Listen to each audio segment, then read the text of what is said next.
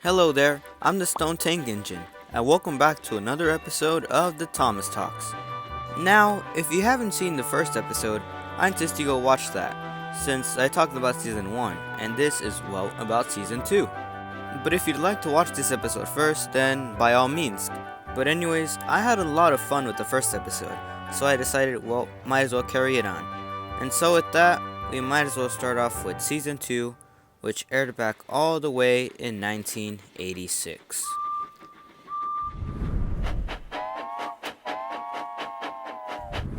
So we'll get on with a bit of a backstory. So after the success of the first season back in 84, Britt and David decided to come back for yet another season. Narrators Ringo Starr and George Carlin would come back to narrate these episodes once again. And Michael O'Donnell and Junior Campbell would make more pieces of music for the show.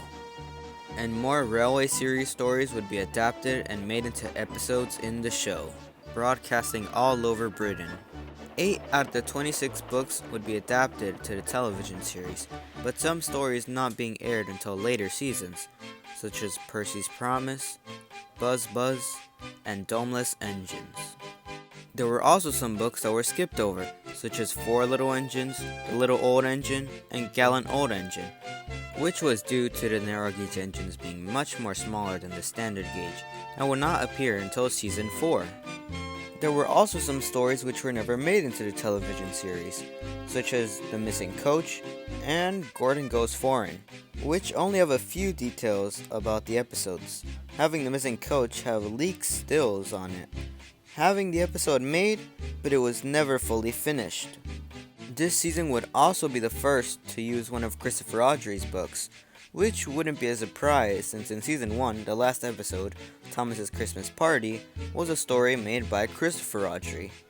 Except these stories would have to be about Thomas since, well, he's the namesake of the whole show. And he didn't have enough stories in the Railway series, so they would have to make more for him to appear in this season.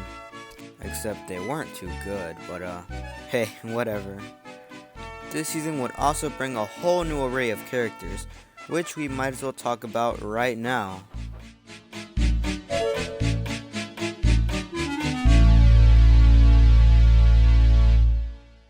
Duck is a clever and hardworking engine who has had a big influence in the GWR, knowing things of the right way and the wrong way.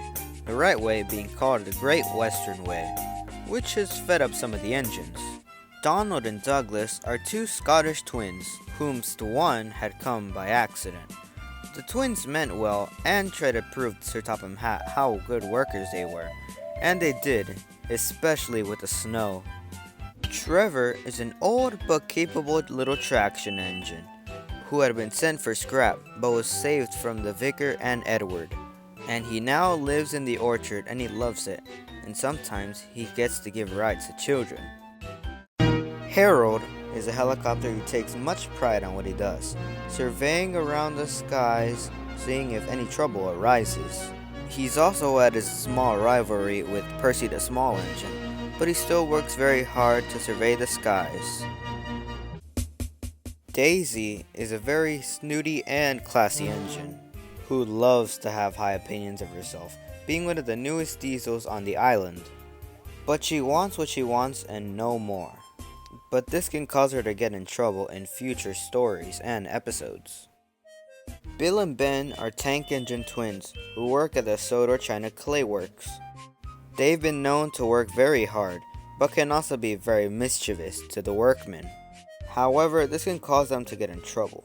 Boko is a strong and friendly diesel who keeps Bill and Ben in order when they're fussing about or playing tricks to other engines, and will help out others when needed. Diesel is the first antagonist we have in the series. He's been known to have a big rivalry with Duck the Great Western Engine. He also has many tricks up his sleeve, making him very sneaky and not being noticed by many of his tricks. And our Season 1 friends would return back once again for another batch of episodes. Now that we got that out of the way, let's get on with the next topic.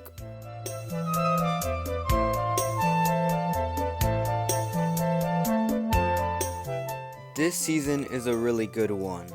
It's not as good as Season 1 in my opinion, but it's still a really strong season, with a whole new batch of characters and many new things that it had to offer.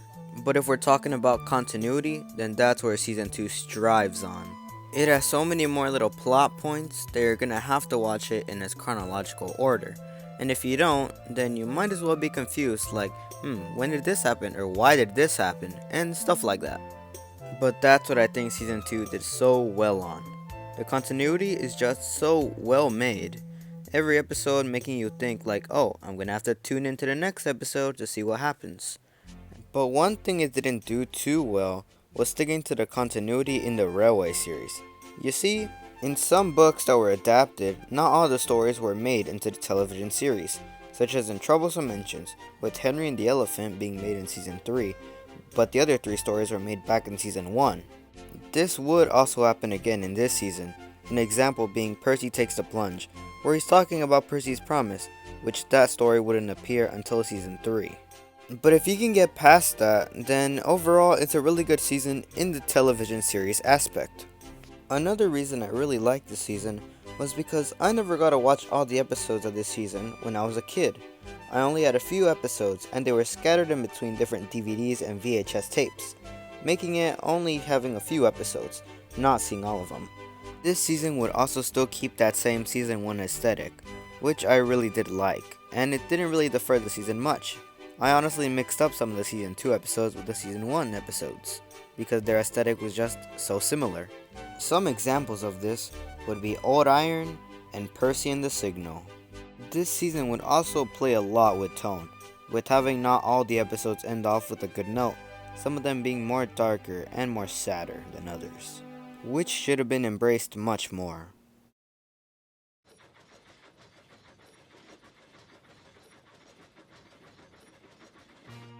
There being new characters, there's new storylines as well, and we'll list them off right now.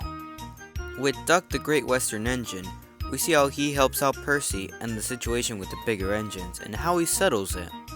With Donald and Douglas, we see all their trials and errors that they do to try to keep both of them in the island after one of them had come by mistake, and would soon both stay in the island together. With Trevor, we see how he's saved from scrap, and how he works in the other places in the island with Thomas and Edward.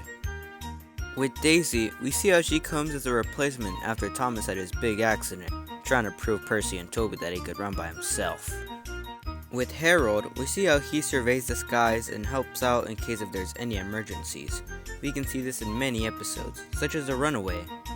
With Bill and Ben, we see how they play tricks with the others, and how they interact with other engines across the island, such as Boko, who they think was a truck stealer, but soon Boko sees sense in them, and now he helps out. With Devious Diesel, we see how in the trilogy he tries to get rid of Duck and get back at him, but we would soon see him not succeed and not come back to the island. Or at least, not yet.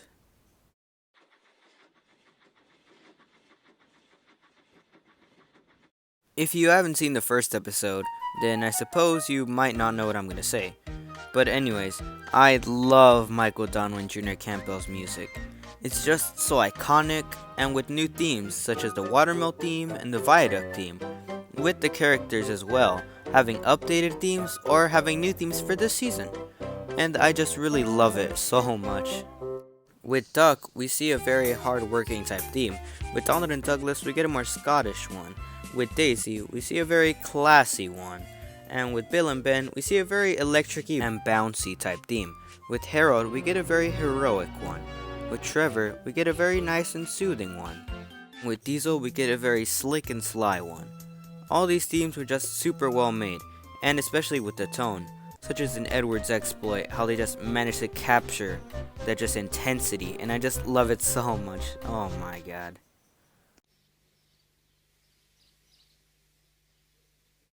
If you thought Season 1 had some pretty nice crashes, Season 2 had many more, and they were far better in my opinion. The crashes are more suspenseful, and they give off more action, such as in A Close Shave. It's probably the best crash the season has to offer. But there's some that aren't technically crashes, such as in Edward's exploit, but you can still feel that intensity of what's going on in the situation. And honestly, I think Season 2 topped it off far better than Season 1. and would again bring many more years of epic crashes.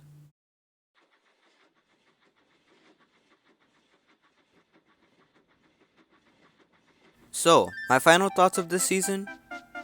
I really like it. It's another solid one. Season 2 was right after the first season, which meaning it had a higher budget to do more new things. We got to see new faces and new places, which was definitely a treat. It sucks that we wouldn't get a new season until 5 years later, but hey, that's alright. David Minnan was working on other things. Wink wink. But overall, a really solid season, and I give it a 10 out of 10. Just another classic, and you just can't beat it like that.